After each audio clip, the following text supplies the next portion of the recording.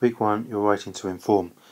Inform a reader of a local newspaper that they've been lied to, that an article that was in the local newspaper suggested that young people in the Canterbury area are thugs and dangerous. This is obviously not true. You need to write a response back to the newspaper explaining why they're wrong. You may wish to use point, evidence, explain to help structure your arguments.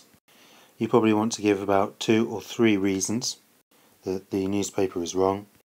And a better grade can be achieved by being more organised, making sure your arguments are clear, that you have adventurous vocabulary choices, with a good style and sentence structures for effect, that is well matched to the purpose and the audience, with paragraphing, punctuation, and so on, that makes a very coherent piece for the reader.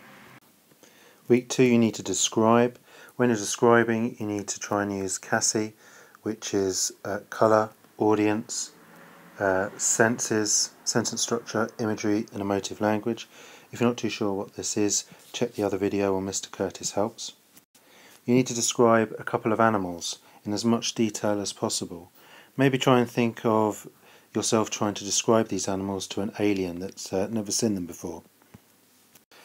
Again, the more organised, the more clear, the more use of CASI, the higher your grade. Week 3, you're writing to explain. And you need to explain a famous celebrity or historical figure you would like to have met.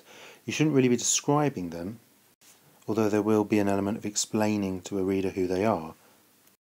The purpose is to explain why you have made that choice. So you won't be using CASI because you're not describing them, you're explaining them. This is about sustaining and evidencing your arguments and your beliefs. You may consider using point, evidence, explain to help to structure your responses. Again, good organisation, good vocabulary choices, good organisation, good style, matching the audience and purpose are again the keys of success.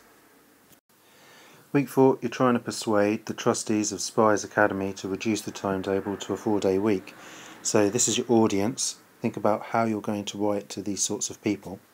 Are you going to be formal or informal? You want some clear arguments of how it will benefit students' education. You're not just going to do it because you think it's a good idea. You need to explain why it's a good idea. When you're trying to persuade, you need to remember to use some of these devices in your writing. And the best way to remember is a forest. If you're not too sure what this is, check out another one of my videos. But it is alliteration, facts, opinions, rhetorical questions, emotive language, statistics, and triples or rule of 3. Use as many of these as you can to increase the persuasiveness of your writing. Again, keep it organised, good vocabulary choices, good punctuation, paragraphing, and match your audience and purpose are the keys to success here. Week 5, you're writing to argue about the disadvantages of underage drinking. When you're writing to argue, you should always try and use counter arguments. These are other people's points of views that you don't agree with. You need to explain what they are, anticipate them, and then smash them with your own better argument. I would say have a paragraph for the counter argument, paragraph for your own argument, and do this a couple of times so that you can sustain your argument. Again, good organisation, good word choices, matching your audience and the purpose, variety of sentence lengths, punctuation and so forth, again are the keys to a good grade here.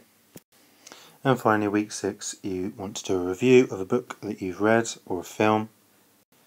When you're reviewing, don't just try and talk about all the fantastic things about how amazing the book is or how amazing the film is. Try and give a balanced viewpoint so that your reader is able to make their own judgment. You want to talk about the strengths and the weaknesses. Refer to the text if you can.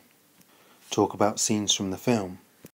Help a reader understand your opinion without them having to have read the book or read the film.